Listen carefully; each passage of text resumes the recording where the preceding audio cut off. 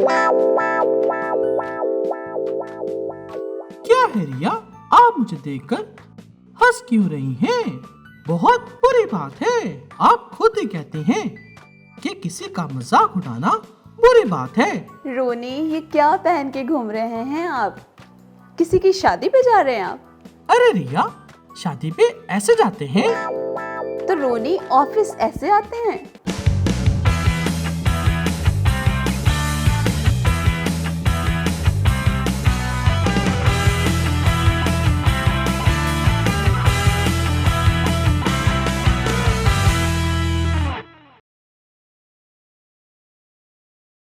रिया, इसके पीछे एक लॉजिक है।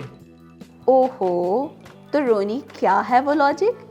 लॉजिक ये है कि मैं मुशर्रफ बेटे की कहानी पढ़ रहा था, तो जब मुशर्रफ बेटा अपने बाप के पास वापस आया तो उसके बाप ने ना सिर्फ उसे कबूल किया बल्कि उसे नया लिबास भी पहनाया, एक अंगूठी पहनाई और पाँव में नया जूता भी पहनाया। ओह, तो आप मुशर्रफ बेटा बने हुए हैं? हाँ रिया, आखिर समझ ही गई आप। उफ रोनी, पता नहीं क्या चलता रहता है आपके दिमाग में। हाँ, बस कभी गौर नहीं किया मैंने। अच्छा रोनी, आपने मुशर्रफ बेटे की कॉपी तो कर ली, लेकिन आप मुझे बताएंगे कि इन सब चीजों का मतलब क्या है?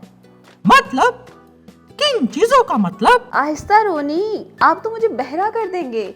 ये नया लिबास, अंगूठी, ये नए जूते, इस सब का क्या मतलब है? मुशर्रफ बेटे के बाप ने उसे ये सब क्यों दिया?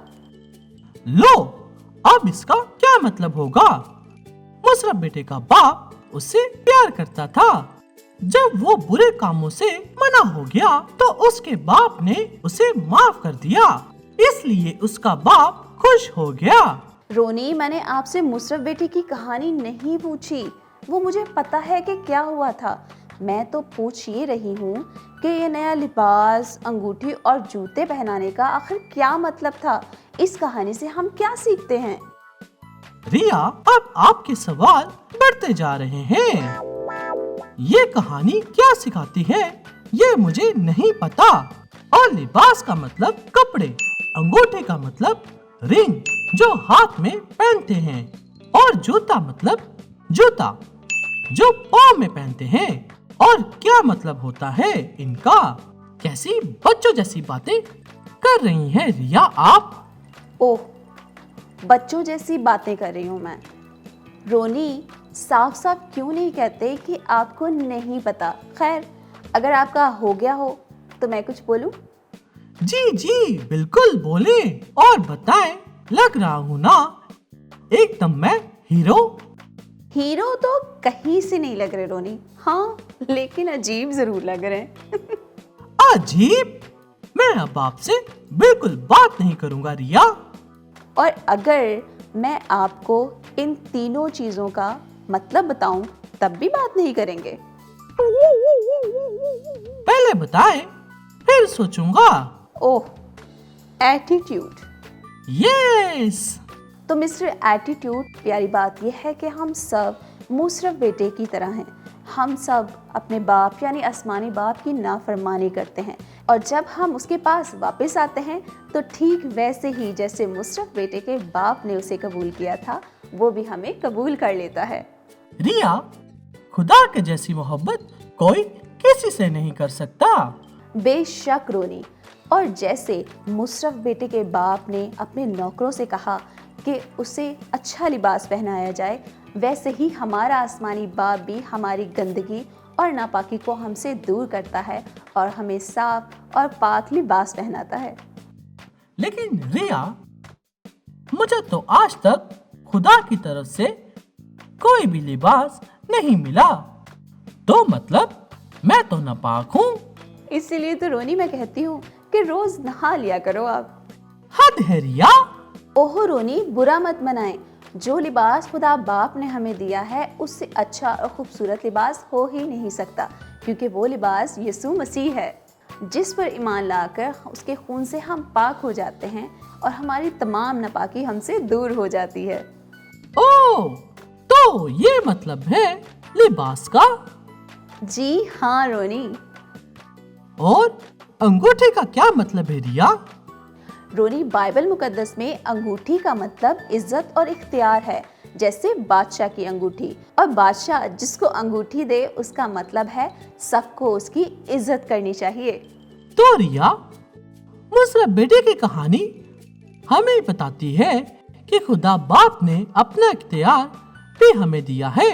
जी रोनी, तभी तो यूहन्ना की अंजील उसके 14वें बाब की 12वीं आयत में यूं लिखा है कि मैं तुमसे सच कहता हूँ कि जो मुझ पर ईमान रखता है ये काम जो मैं करता हूँ वो भी करेगा, बल्कि इनसे भी बड़े काम करेगा।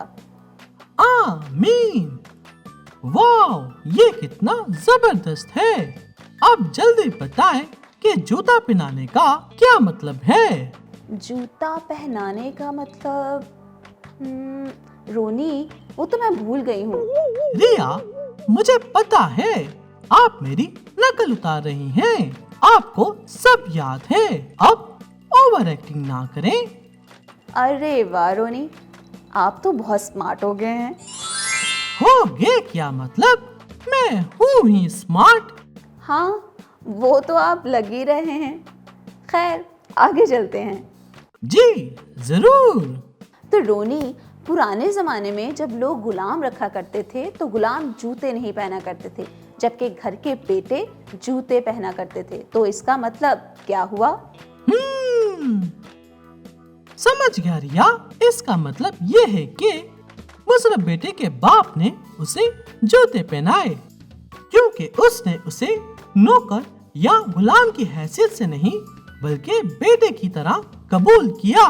शाबाश रोनी, बिल्कुल ऐसे ही जब हम खुदा बाप को कबूल करते हैं तो वो हमें गुलाम नहीं बल्कि अपने बेटे और बेटियां बना लेता है।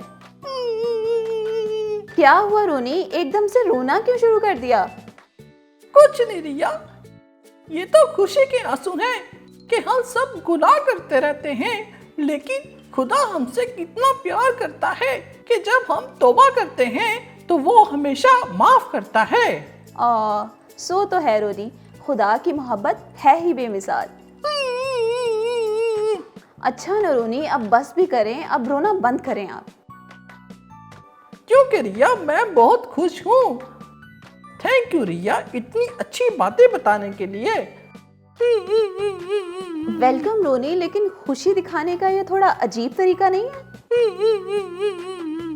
अच्छा रोनी, अब बंद करें रोना, चुप करें आप। रिया, आप मुझे डांट क्यों रही हैं? क्योंकि रोनी, स्टोरी का टाइम हो चुका है, हमें स्टोरी सुननी है। और अब आप अपने आंसू साफ करें और अपना नाक भी।